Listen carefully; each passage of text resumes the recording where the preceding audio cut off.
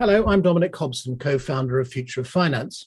My guest today is Oi-Yee Choo, Chief Commercial Officer at ADDX, the Singapore-based MAS-regulated security token exchange that is making privately managed assets and asset classes available to retail and institutional investors. Oi-Yee, thank you for joining us. I'm really glad to be here today with you, Dominic. Now, ADDX has a longer history than many people think. It goes right back to 2017 when you were founded as iStocks. As you look back, are there lessons, are there things you think that the business could have done differently? Yeah, that's an interesting question. I kind of reflect a little bit of what's happened since 2017 to the day that we commercialized. And in 2017, that's when really the idea started and the company got seeded and built out its basic technology. We commercialized in 2020. I would say that the biggest milestone was when we got the licenses and we commercialized. And in reality, what I would have liked to have done better was maybe to a few things. Think about the B2B a little bit more actively. We started off as a B2C platform. And it was really, there was not much choice then because COVID happened in March 2020. And we kind of sort of got the license and then we kind of opened up and we say, oh, oh no, there was COVID. What are we going to do? So we slowly built the business around B2C, and today we're obviously increasingly doing B2B. If there was no COVID, I would have liked to do that a lot earlier up front. However, I think what that's really made us think very hard is how do we not just digitize the process of making investments, but also digitize the education of private market investments. And so the learning around how do you create webinars, how do you do online content, I think that really made us accelerate a lot of that upfront. So that's been a great experience. It's given us a good track record, and now I think we on a good track to work with other business partners as well. You mentioned the seed capital you raised back in 2017. You now have a very powerful group of investors, including the Singapore Stock Exchange, Belaconia, Fatra from Thailand, Tokai from Japan, Hanwha from Korea, and also, of course, the Development Bank of Japan, which is a very interesting investor to have. So how much capital have you raised, and perhaps what explains the interest of Development Bank of Japan in particular? Yeah, so we raised in total about 50 million US in our first round of Series A, so that includes the seed, a little bit of the seed funding. And as you mentioned, in the beginning, it was SGX and Heliconia, along with some angel investors who were in this early round. And then as we were doing A round, the Japanese investors, Tokai, and then subsequently JIC, DBJ, as well as Patra, as well as Hanwha from Korea, came into that round. I wouldn't say DBJ in particular, but across our Japanese investors, my observation is that Japan is very open to new technology. And Japan financial institutions are very much on the lookout for things like tokenization, blockchain. How does that disrupt financial services, the future of financial services and private markets? And they are certainly exploring different concepts back in Japan as well. And so I think their curiosity around how does a platform like ADDX in Singapore, how does that impact them, or how do they learn from us, was really instrumental in them thinking about investing in us. I should probably have asked you this up front, but your own engagement in this project, because your own background is in investment banking, but you also have experience of the real estate industry and the healthcare industries. Are there connections here between your experience in those three industries and ADDX? Does it help to explain what attracted you to join ADDX? Yeah, that's a good question. I sort of reflect upon that a lot. I mean, what my history and my career has really led me to think about ADDX. I won't say so much healthcare, but real estate. I was a I was a banker in the early 2000s. And what I saw was the structural evolution of REITs. So the REIT rules in Singapore came about in early 2000. And, after sort of one or two false starts, it really, sort of exploded into a massive asset class. And to me, that was very interesting. Some structural changes in regulation, and of course, added on to the exchange technology and electronic trading, meant that you could fractionalize what was traditionally institutional grade investment assets for retail. And if you think about it, that had actually changed the face of wealth and added a whole dimension of wealth tools for the retail investor as well as the institutional investor because of that, right? So I think 20 years on, when I see what's happening in the market, it's not so much the sector that is, driving what I do today, but the thought process of evolution of capital markets. And I think the private markets today are a little bit of like what the Reits were 20 years ago, that technology and regulations now have the opportunity to take the private market space and create the democratized access, as it were in 20 years ago Reits, today in private markets. Well, I was about to ask you what explains the focus on privately managed assets. I think you've kind of begun to explain that. So is real estate one of the asset classes you're starting to concentrate your efforts on to begin with? Yes, I mean in the private market space, real estate continues to be a big part of that as well, because if you look at the allocations of the large sovereign wealth funds, a lot of that is in privately managed real estate portfolios. We can't run away from that. That is still a thematic that's very exciting. But I think private markets is a lot more than that as well. It's also infrastructure. There's private equity funds, venture capital, growth companies. The range is very, very wide and certainly very exciting in terms of thematic and what's happening in the space right now. So privately managed assets are just a kind of initial focus, are they? Or are you looking to expand ADDX into the areas which what we might call the traditional asset classes of publicly listed equities and debt securities? Yeah, I actually see the market for private markets still extremely, it's large, and at the moment there are not that many avenues for high net worth individuals to access this market. So the space in private markets is actually, and the potential for growth is huge. I think the public markets is a space that would probably think very much about efficiency. So the access is there, but perhaps there are a lot of areas of efficiency that blockchain could solve. I mean, if you see what's happening with SGX and ASX, everybody's experimenting some form of distributed ledger technology. But personally, at the ADDX level, I think there's so much more disruption at the private markets level that technology can serve. Plus, it's a market that is very, very little penetrated at the high net worth end. There's so many opportunities to do that I think public markets can wait a little while for us. So you've got enough to do, but you think the traditional exchanges will be starting to look at blockchain technology more in the post-trade area to kind of improve efficiencies there. And you can think about that much later on. Regulation in Singapore.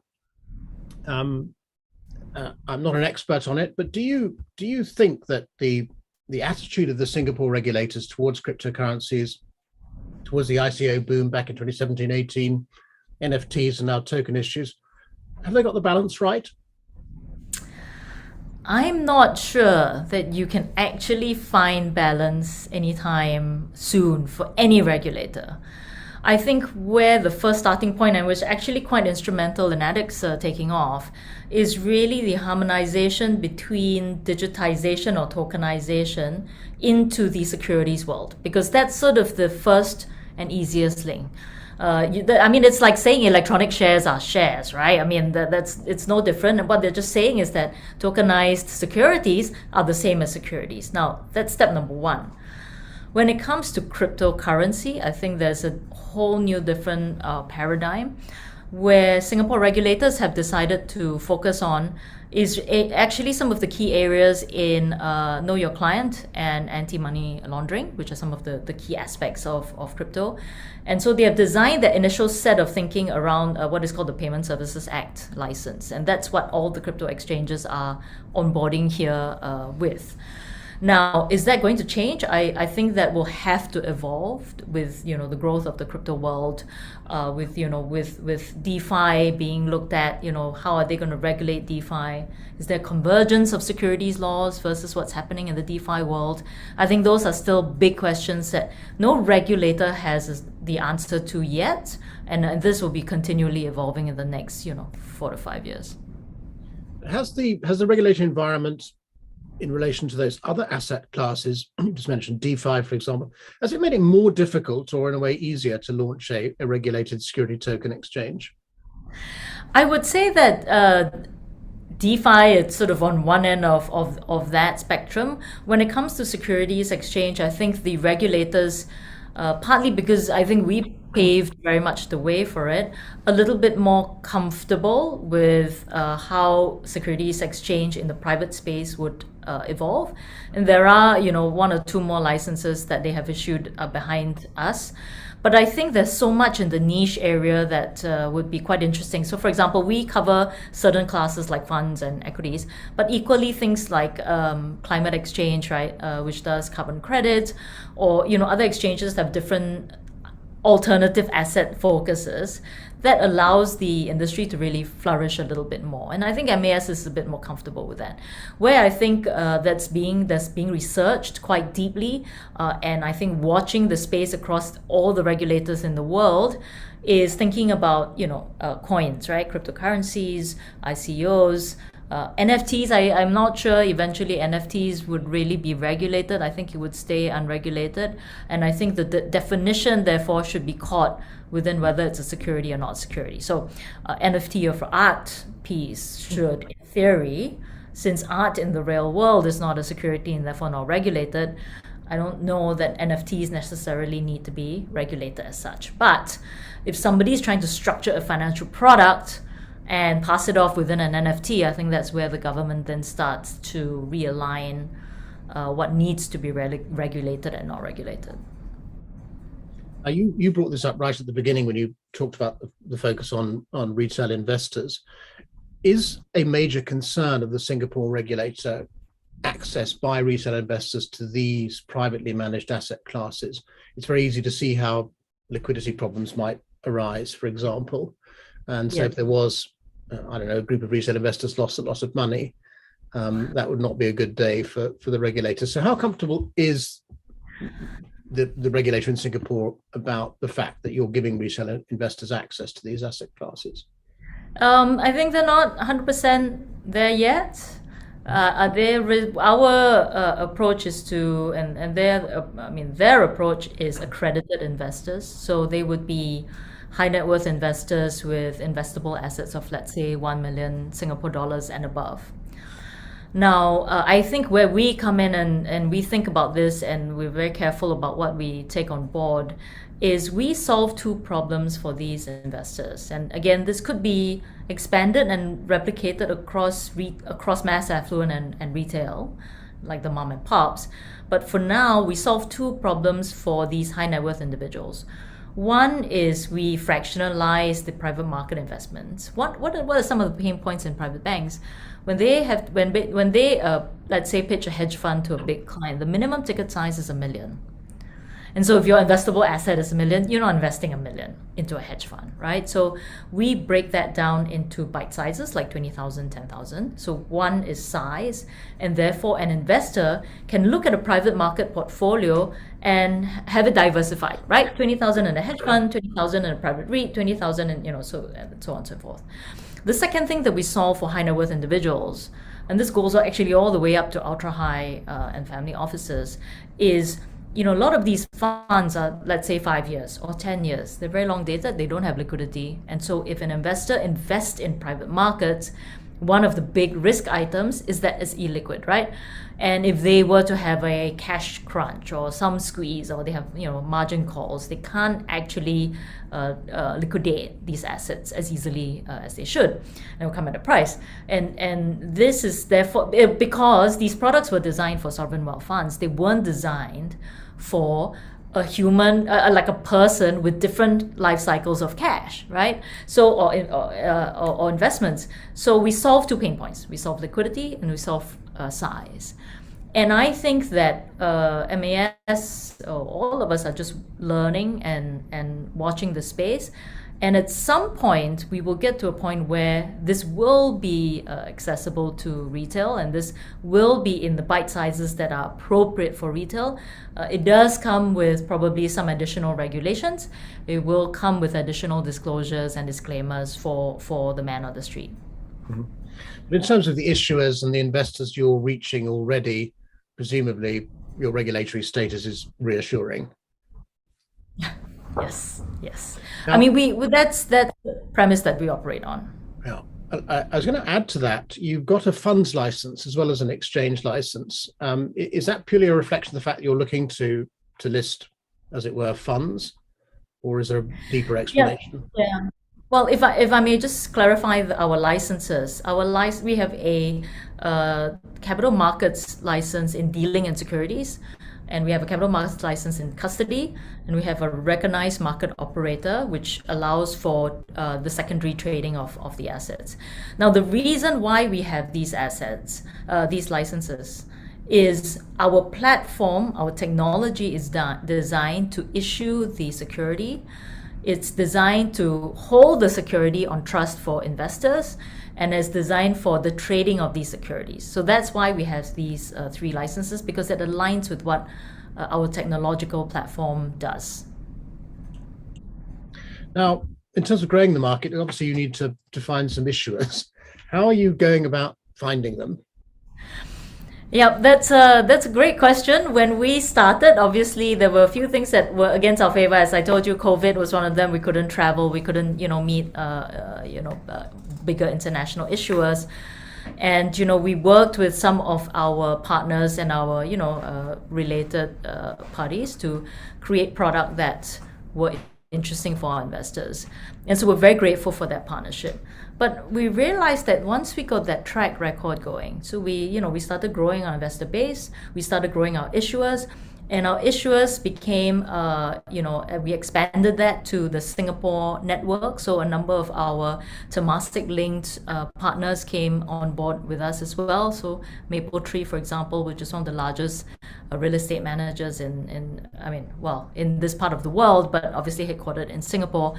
We also have Seatown, which is a very large manager that traditionally managed Temasek funds and opened a portion for third party, which we were very grateful to partner with, Fullerton and all that. So we have the group of Singapore, very strong names within Singapore.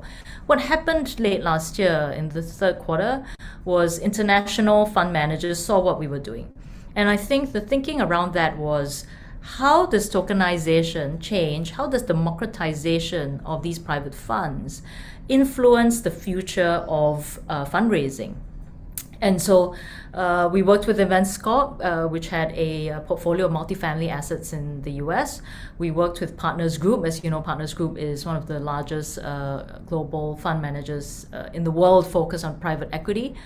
And we continue to see that global issuer base either reach out to us or we connect with them through all of our existing relationships. So you began by working with related parties, as it were. You're now broadening your range to include genuine third-party issuers. Now, the conversation, how does it go with these issuers? What are the sort of things you talk to them about as doing it this way, as opposed to doing a conventional, say, IPO or stock or bond market issuance? Do you talk to them about costs or? Yeah. With funds, I mean, for example, Partners Group, all these private equity funds, I think the thinking that COVID forced everyone to think about what digitization means across the whole business value chain, right? And fundraising is one of them. When you cannot travel and you cannot do roadshows, you have to think that digitization presents that platform. So in the earlier days, it was a bit like, okay, all of them would be thinking about how do I add a different capital pool because of the struggles of COVID and the impact on fundraising. That was the initial discussion. Now, the current discussion, which is quite interesting, is how does the digitization and the whole Web 3.0 and, self-service, wealth management, all that thematic start to come together. And so the conversations today are about, what does tokenization mean for us to fundraise? And therefore, how do I experiment or learn or increase distribution through partners like ADDX? It's generally not really about cost. It is about opening up a whole new capital source, which is the high net worth individuals, which traditionally would be done through a few private banks. But now they're seeing opportunity sets to actually drive it even deeper. Where they see the convenience or the ease and efficiency of working with us is because we provide that single platform that's very efficient. So they always interface with a single body. They don't have to interface with, the 70, 80, 90 investors on our platform individually. We also handle all the back-end distributions and all the notifications and all the roadshows, all of that. We manage that. So fund managers have found that a very easy a place to work with. Now on companies have come to us to raise financing, both on the bond and the debt side, as well as the equity side. And for those that come to us, what is happening is that they realize that the traditional route, you require a very large size because the cost of doing that is very high. So therefore, for example, in the bond market, you wouldn't necessarily tap the bond market unless you're doing a 250, 500 million type raise. And it takes, 3 to 6 months with lawyers and then bankers and trustees and, depository agents and all of that need to fall in place for that bond to be executed. Now, we have cut a lot of that away. So what happens is that for issuers who want to raise, let's say, short-term financing, because that's where it's obviously very cost-sensitive. And so we have financial institutions and other corporates that have come to us to raise 3-month type working capital needs. It's very efficient because the speed to market is very quick. So, for clients like, for example, CGS CIMB, which is one of the large brokerage firms in Singapore, the turnaround is very quick. And now, every 3 months it rolls over and they manage that cash flow accordingly. And so we see that opportunity set working very well for corporates who need that. The last piece is the pre-IPO piece. Again, to raise, because with technology, the technology platform is very cost efficient. So it doesn't matter. I think the minimum raise you should be doing is about 5 million for the cost to make sense. But But because you can go to market with a very small amount and it's scalable, therefore this presents a different proposition for companies who are doing pre-IPOs, who just need that little bit more capital to take it to the size and the growth level for an IPO. And so that's the company that we worked with, which is XM Studios, which we very gratefully partnered. Heliconia was the lead investor there. And so we took this company and we did a pre-IPO convertible bond on our platform very efficiently.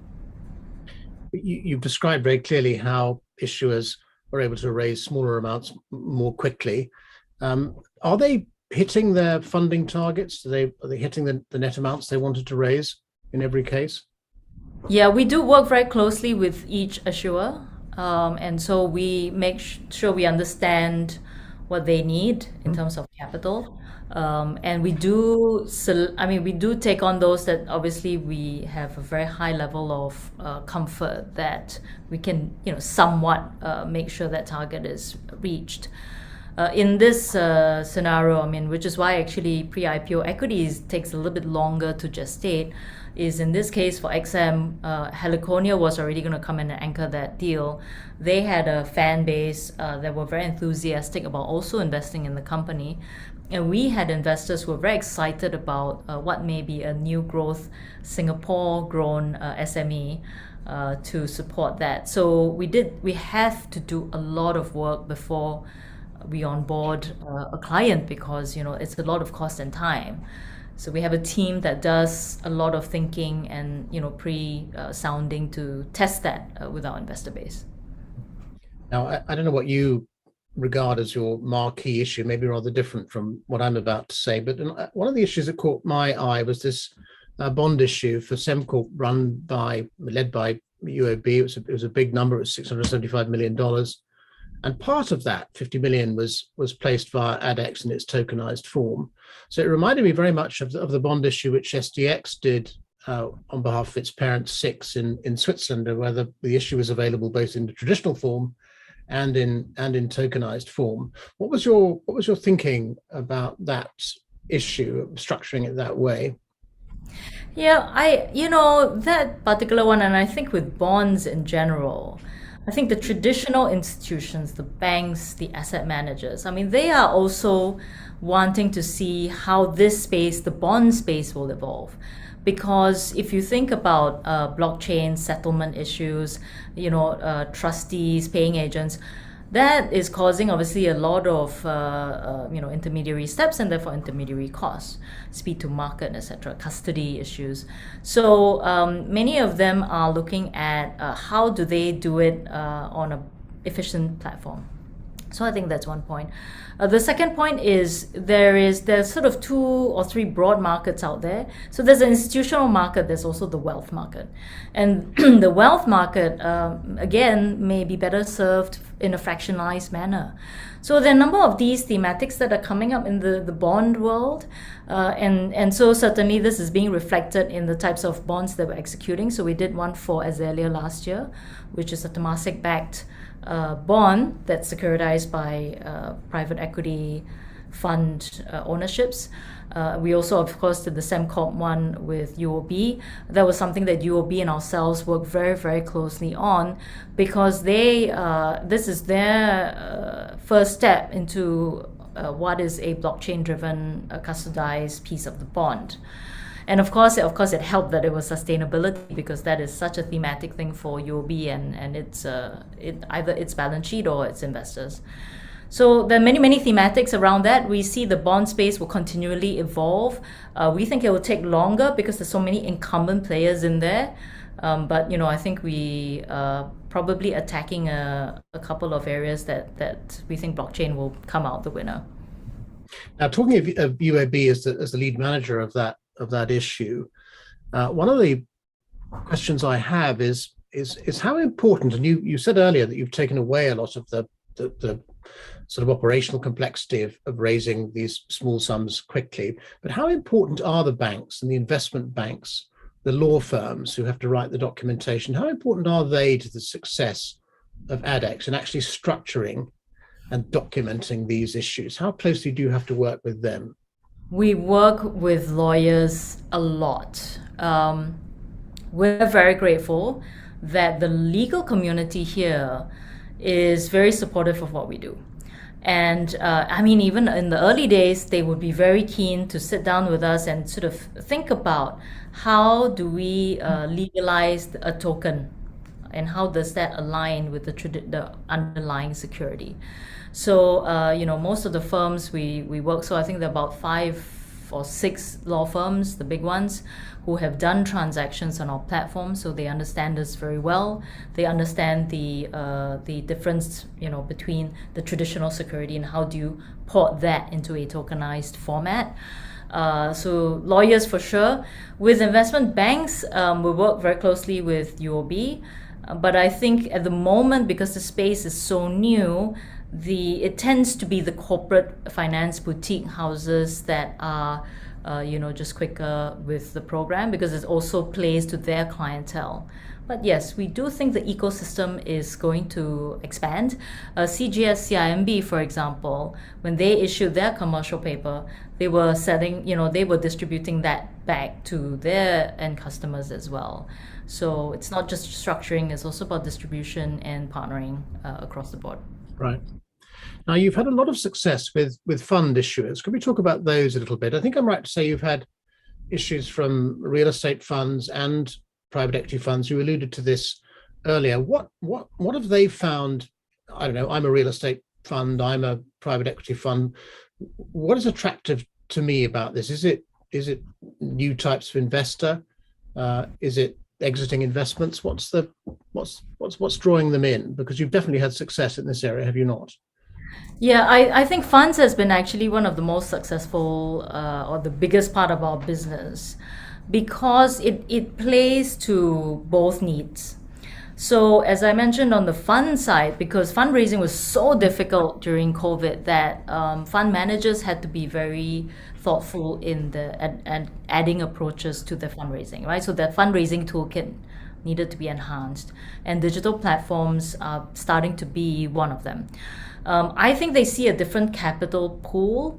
I don't know that the world will move completely towards servicing the high net worth individual. I think that that would not be the case. And therefore, they need somebody to sort of translate what is a institutional product to a retail product, right? Or a high net worth product. And as I said, the technology that we've built serves that. So we have basically taken an institutional product that was designed for sovereign wealth funds, and on our end, slightly redesigned that for high net worth. And what is that? Fractionalization. So we allow smaller sizes and liquidity for these end investors.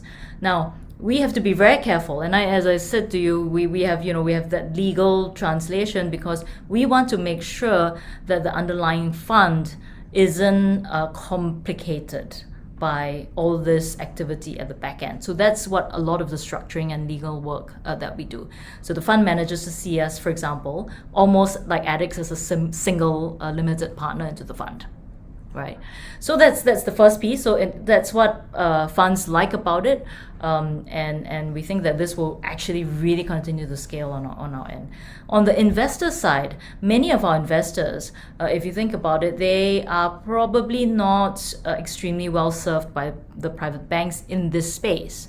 So if they wanted to go to the public markets, there are plenty, right? I mean, there are plenty of apps, there are plenty of brokerage firms, there are plenty of banks that will cover them at the privilege level. But they don't see the private market stuff. And to me, there's a lot of opportunity set in the private markets. For example, private Reits that have a little bit more leverage tend to have a higher distribution yield, right? And but because of that leverage, it's slightly riskier, which is why it's not in the public REIT space. But some of these clients wouldn't mind that additional risk because they, like the manager, like a Mapletree, for example. They think, they have a lot of trust in that name. So our investors see us now almost like a supermarket of private markets of sorts. And for them, they're like, hey, you know what? I can build a portfolio of a venture capital fund in China. I would never, ever get that opportunity as an investor in any bank to see that. Or, I could do a private real estate, European logistics fund. Elite that did a fundraising with us had invested in logistics assets in the days when nobody wanted to talk about real estate. And they just exited their portfolio to Blackstone, at an incredible return. And so our investors were extremely happy. And this is not something that you would typically get in the public markets. And so they can now build that portfolio of very interesting investments for themselves. I would have thought that private equity funds, VC funds, present a particular difficulty, and they're not the same as mutual funds or even as hedge funds. They have capital calls, for example. Do they present particular challenges if you're trying to tokenize them? Yes, all of these funds have challenges, which is why it never really existed to serve the high net worth individuals. As you mentioned, private equity funds as well as venture capital funds have capital call, constraints. One thing I would say is at the get-go, we are providing some products that are a little bit more designed for high net worth. So Partners Group, for example, is an open-ended fund of funds, and therefore they create either they're open-ended, so you can actually redeem that. Plus, it's fully seeded, so there are no issues around capital calls. We do have those with capital calls. So, for example, Seatown had multiple capital calls. We have to be very thoughtful in the way we do it. So, at the simplest structure is we call capital upfront, and of course, that is not the most efficient.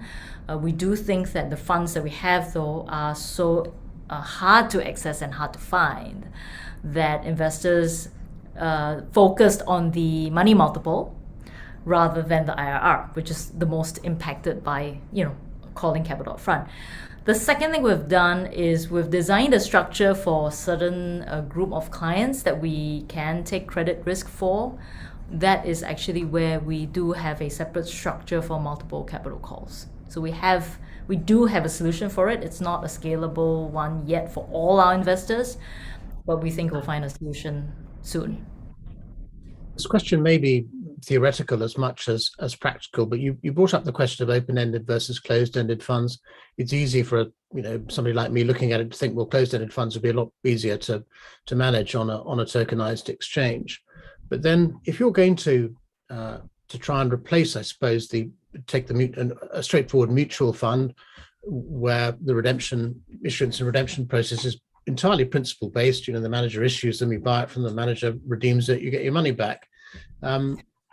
If we move towards a world in which those mutual fund shares or units are being valued both in a secondary market, but also maybe by a net asset valuation process done by a fund accountant, what is that?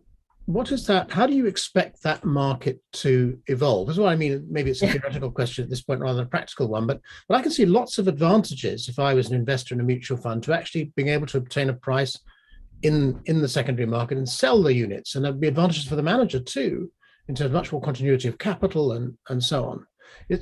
Are you having those conversations with issuers? We see different responses to that. But I would say that observationally from, our data and our trading, that there is somewhat of a reference point to NAV. And I think that investors do sort of look at what's the last NAV, they put out a price, and then they kind of decide, okay, how urgent they want to sell this, and then there's usually a slight bit of discount. Those that have NAVs that are a lot more frequent, so like, all the hedge funds tend to have a monthly NAV, those tend to trade a little bit more. Those that are actually real estate based and people are just sort of clipping the 8% or 7% distribution generally don't trade that a lot, but when they do, it's generally around NAV as well. I don't know, again, theoretical as to whether this dynamic changes as we grow the base and have a lot more activity. I suspect we would still stay quite close to what's happening with the NAV. But you're right. One of the exciting things about, for example, the Partners Group Fund is that you can buy it and then you can redeem it. And then actually, if you want a short-term liquidity event, you can actually sell it onto the platform. So I think those are all great aspects to add on to the tool set for investors. If I asked you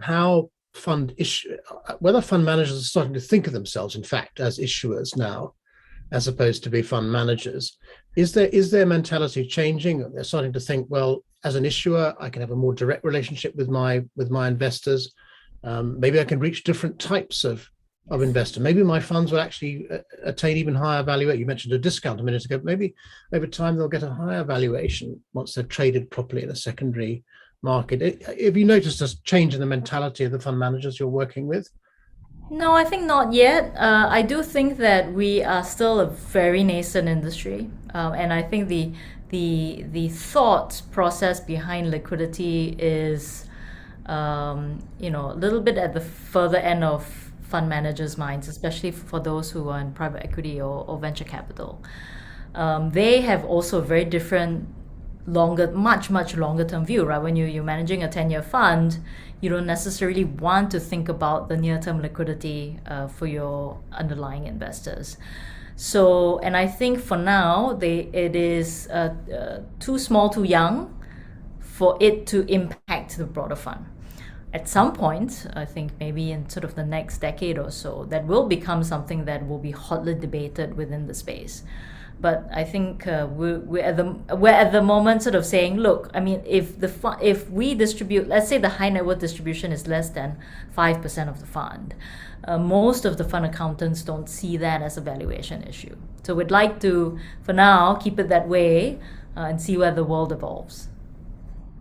Let's talk about the investors a bit. You mentioned a minute ago the elite logistics fund, which when they sold that portfolio, they achieved twice the projected returns on that. So my question is that true of everything that's happened on your exchange so far? Are investors starting to see the benefits of tokenization and actually getting not just different asset classes, but actually much higher returns? Well, we've been Very fortunate. So we've had our hedge funds have generally done quite well. I think since listing, more than 35% up, in spite of a little volatility here and there in the last couple of months. Obviously, Elite exited at a very high return as well.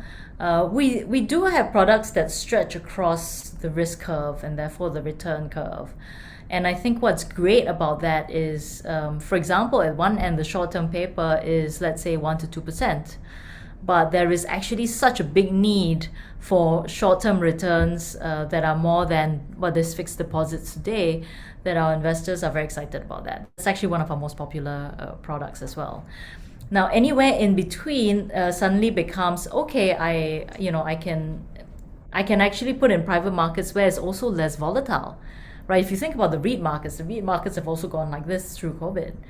But on our platform, because everyone's focused on NAV and the true fundamentals of the asset and the portfolio, that it does tend to be a lot more stable as well for the REITs. So I don't see that. I mean, we're not going to always have the 30-50% type return products. But what we want to do is create the full risk curve for anybody with that different risk appetites to have products to work with.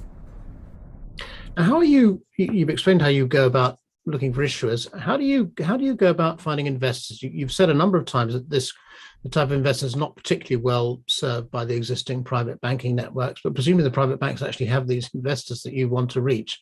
How do you go about accessing the investors you want to reach or your issuers want to reach? Yeah, I think we in Singapore, because of our shareholders, and the fact that we're Singaporean and MAS and all that. And again, MAS has been very supportive of us as well. We do get quite a lot of visibility here, and we partner that with digital marketing. We do a lot of webinars and education. And so we onboard that. We also have an app. So our app's been quite powerful driving account openings as well. And because of actually the nature of our webinars, we were starting to see investors who like the idea of tokenization and like the idea of private markets and the ease and the access of that actually onboarding with us as well. So about 27% of our investors actually come from outside Singapore. And all that is because, again, by force of nature, digitally driven. And you mentioned earlier you have a minimum investment threshold. I think you said 20,000. Was it US dollars, not Singapore dollars? And there are earnings and net worth thresholds as well. So you are aiming at this high net worth group of investors.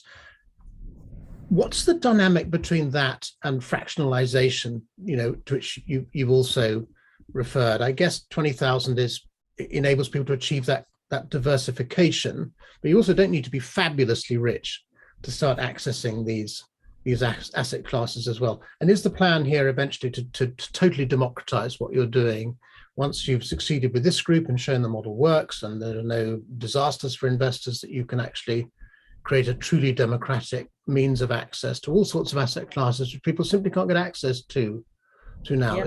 Is that the thinking? Absolutely. I mean, there's no technological reason why these investments cannot be fractionalized to $1,000 or $500, right? It's a construct that's set up. It's a combination of a regulatory as well as a commercial construct, because what we don't want is obviously to offer it. If we offer 500, we'd have to get many people to do $500, right? So the technological constraints are, relatively not as difficult as the regulatory constraints. I do think that there are some ways for private markets product to reach retail, and it will require some time and some work. But the answer is absolutely yes. I mean, if you think about how exciting the thematics we see on our platform. So, for example, our investors want impact, we'll have an impact fund. If our investors want decarbonization,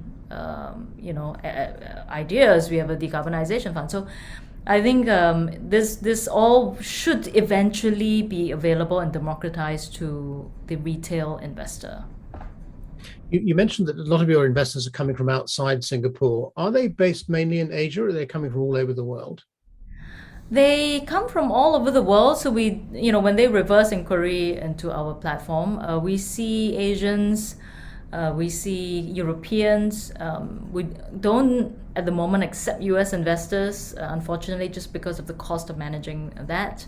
But we have actually other North Americans, like Canadians, have onboarded with us. So they do come from all over the world. I was super excited about that. I think they see the theme and they like what we do. And one other thing that tokenization does offer you is flexibility over exactly what's being tokenized as well.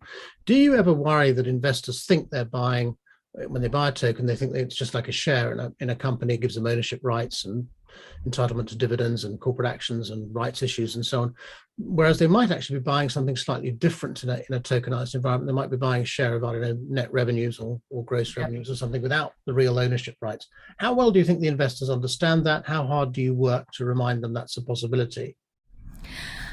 So we try to make this as pure as possible. So we try to ensure that our token for a fund unit or a token for a node unit is as pure as possible. So that is, I think, where the world should end up.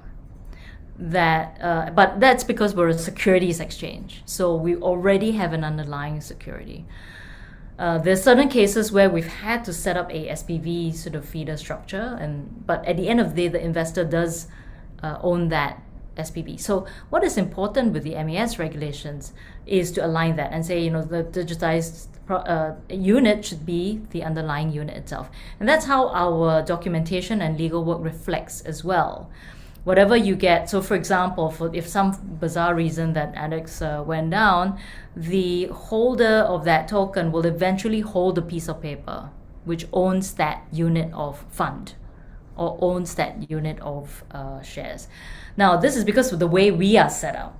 There are a lot of other tokenized exchanges that may or may not be set up that way. And like you said, they could own a portion of a revenue share or otherwise.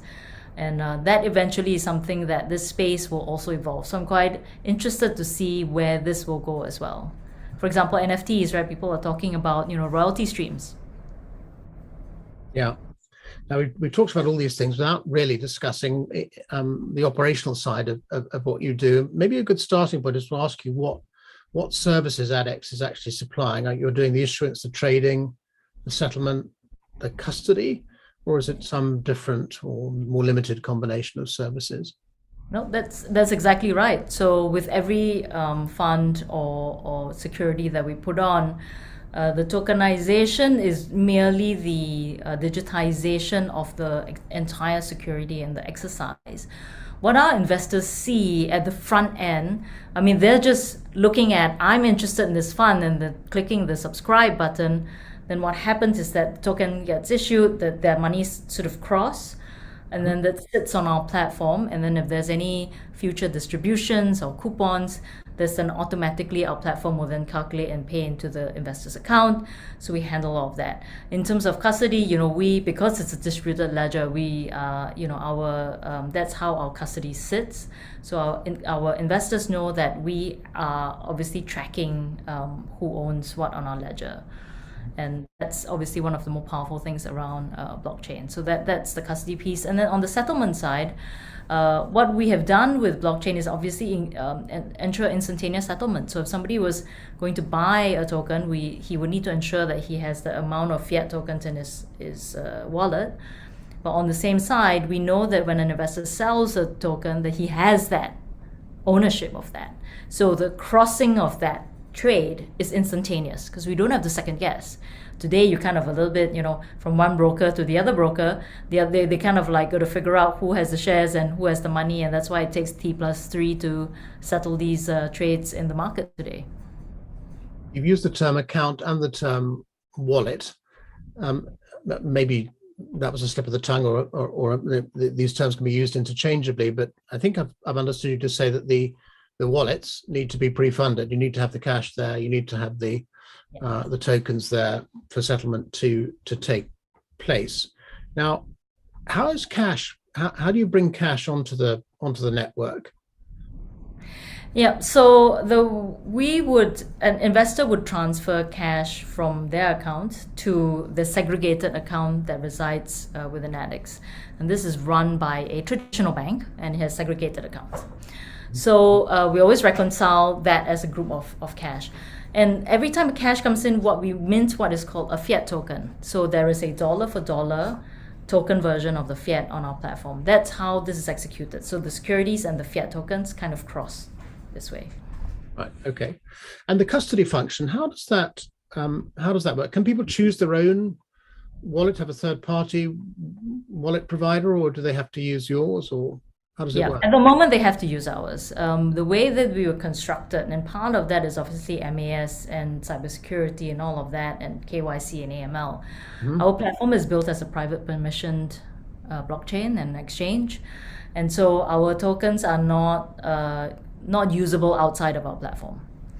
At some point, obviously, if the world does go decentralized, and there are going to be different aspects of custody that we need to think about. That's difficult to consider now, just because of the way that MAS requires us to make sure that who our clients are, and what sits on our platform, and how do we make sure that these securities are properly custodized and kept. So I think it'll be some time before that fungibility outside of our platform will exist. And did I hear you to say that you're doing the KYC, AML, CFT sanction screening yourselves? Are you, both for the issuers and for the investors? Yeah, absolutely. Right. What technologies are you using? And I'm thinking here particularly on the custody side, whether you built this all in-house or whether you're working with third parties or some combination. Oh no, we've built that all in-house. Right. Okay, so no third-party vendors are involved at all. Okay. Last question on the operational side, liquidity. How do you, and maybe this is again a theoretical question, and you're thinking about this in the long term as well as the short, how do you generate liquidity in these tokens? Do you need to think in terms of having lead brokers or in terms of having old-fashioned market makers to start to make prices in tokens? At the moment, it's purely investor driven. So at the moment, it's purely marketplace of our investors doing that. And of course, as you would know, we're still small, and so the volume is not sort of there yet. The other issue with private markets is that because these funds are so hard to come by, most investors don't want to sell, right? Because they're actually quite happy with the returns, or they want to see the growth of the fund. They want to see the venture capital fund invest and exit. So we don't have that dynamic as much as the public markets do. But we do see a little bit of that. So for example, the pre-IPO equity XM Studios trades quite a bit. Our feeder fund into QuantEdge, which is a global macro hedge fund, also does tend to trade a bit. And I think this dynamic will continue to grow. Now, as the space gets bigger and deeper, then that's when I think market makers will find it very interesting to come in and do that. But that's more a second, sort of probably another 1 to 2 years for this to develop really much deeper. Mm-hmm. What's your commercial model? How does ADDX get paid by issuers and investors? So we work with issuers around that. So issuers pay us for the listing and the distribution. Our investors also have a subscription fee model. So depending on the type of product, if it's like a short-term paper, then there's less fees involved. But if it's obviously a bigger fund, or there's a bit more growth in that, then there's a little bit more fee involved. More complex product, and we need to execute a bit more post-trade activity, and that's obviously a bit more expensive for both sides. I'm going to let you go in a minute, but before I do, I'd like to talk a little bit with you about what happens next, be a bit more forward-looking, and ask how you expect the business to grow. And one thing that caught my eye was the tie-up you announced back in November with Tokai, which is obviously a major Japanese financial institution. It's one of your core partner investors. It's got this digital securities license in Japan. As I understand the transaction, it's they're going to sell your fractionalized private assets basically to Japanese investors. And now is that a model you think you're going to repeat going forward? And is it How's it being presented in Japan? Is it like branded as ADDX, or is it branded or privately labeled by Tokai? I mean, are they selling ADDX or are they selling Tokai? Yeah. I think that the Japan case study is very interesting. Partly because, I mean, first of all, they're a shareholder, so clearly, they're very enthusiastic about working with us. They saw the vision of that, and so they wanted to work with us. Where we spent a large part of time was actually getting FSA approval for them to do this. Because obviously they're working with an offshore exchange and they're distributing product back into Japan and to their Japanese investors. So it took a while to make sure that everybody was comfortable with this construct. So they've done their first real estate fund transaction and they distributed to their investors. I think it was obviously a Tokai-led deal, and ADDX, it was like, powered by ADDX kind of approach. I think we could do a lot more in Japan with Tokai as a partner. I think that Japan is very much curious about how this is going to develop as well. So we see that as a big space. We see growth in Thailand as well. We have a Thai shareholder, Patra, whom we work very closely with to see how we can deepen that space in the Thai market between Thailand and Japan. They're obviously very large wealth markets as well. We think there are a lot of opportunities for international fund managers to work with us to do this distribution in both these large markets. And then, of course, finally, we have China, where we work with an asset manager in China. We have a quota for onshore investors who want to invest offshore. And we have that quota already. We're just working through the mechanics of making sure that all the funds are being approved at the Chinese level for these investors to invest in as well. So geographically, we think these are very exciting markets, and we will spend the good part of this year executing and trying to get deeper into these markets. Is there any reason why ADDX itself shouldn't start to open up in other financial centers? Or if you came across an organization which was looking to do something very similar to what you do, would you consider white labeling your technology? You built it all yourselves. Is this part of your growth thought process to work with partners maybe in other financial centers, or even to open there yourselves? Yeah, that's a good question. I think we, at the moment, in the shorter term, have a lot of work to do with the existing plans that we have. Would we consider overseas? Absolutely, at some point. We think there's a lot more partnerships already that we can handle from here on. We think a lot of banks and other asset managers and financial institutions are looking at this space and how do we work together. Now, when I think of white labeling, actually, in fact, the way I think about us is a little bit like SGX or a NASDAQ or NYSE. They don't necessarily white label themselves, but so for example, if somebody, if a private banker says, do you want to buy an Apple stock? They don't actually say, do you want to buy an Apple stock on NYSE, right? That's a given. So I'd like to see us as part of that given. If somebody says, would you like to buy an InvestCorp fund or a Partners Group fund, the private banker is not saying, oh, by the way, it's on an ADDX exchange, because we would be so much part of that infrastructure that it just, be part of that, not even need to be part of that conversation. Talking of SGX, how do they view ADDX? They're obviously a shareholder, but do they see you as a hedge, as a rival, as a feeder of business to them? How does that relationship work? We have a great relationship with SGX. They have a representative on our board, and they've been extremely supportive in a number of ways. When we first started, we needed to think of the basic concepts, right? The SOPs of running an exchange, even if it's a slightly different market, there's some concepts. So if you see some of the way we think about building out the tech, the way that we've built out the legal sort of governance piece, the listing committee, for example, is a little bit of them and us working together to build that. And over time, I think where they see us is the private market extension. That's one. It's a market that they're currently not in. But two, more importantly, do we help them incubate a lot of these pre-IPO companies to be eventually listed on SGX? And I think that's a very important long-term narrative, because there will be companies who will stay private longer and longer, and they will have capital needs that are, maybe can be carried out prior to going to the full IPO market. And so I think this is very synergistic with what SGX wants to do. The other thing is SGX gets a front row view of where this technology might develop. How does distributed ledger change the exchange world in the next decade?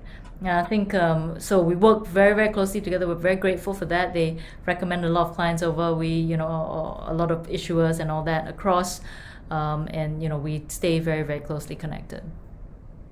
The exchange world over the next decade, and this really is my last question for you, if we look over a slightly longer time span than 10 years, if we look at the long history of stock exchanges, we've always seen that in the end, you can start with multiple exchanges in a country, but you end up with one. This is where liquidity gets concentrated. You get these centralized infrastructures, if you like, where capital meets people who can use that capital.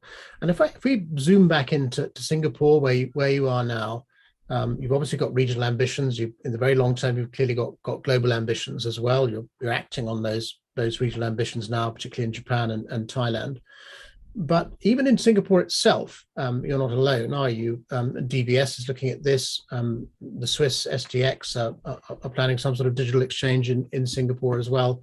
Do you expect the way that tokenized markets are going to evolve will be different from the sort of analog world of the past, where there was a kind of consolidation process and you ended up with one exchange in each market? In other words, is there in the long term going to be room for more than one token exchange in Singapore? Yeah. First of all, I think the private markets is a very big, broad, deep, untapped space for now. And I think that it can, for now, tolerate a number of exchanges with different ideas or constructs to attack different markets. So I do see that, if you think as what Piyush from DBS says, everything is going to be tokenized. Everything outside of exchanges, the public exchanges today, might be tokenized. You can tokenize wine. There could be a wine bag note. You can tokenize a cask of whiskey, right? So if you think about now how that is going to happen, there will be many, many different sub-asset classes that will develop from this tokenization. So the space itself is very large. I think the bigger curiosity point is, how does this converge with the public markets? Because of the tokenization and the tradability and the liquidity, does it or does it not at some point converge? And I think that's a very, very exciting question. But I think the sort of, again, I come back to, at the moment, there is no solution or very minimal solution for both the investors and the issuers that we cover in this space. So I think there's a long, long way to go, and the market can probably tolerate a number of exchanges, whether in a decentralized manner or not. The consolidation play is probably a decade away. Oi-Yee, Choo, thank you very much for taking the time to talk to us.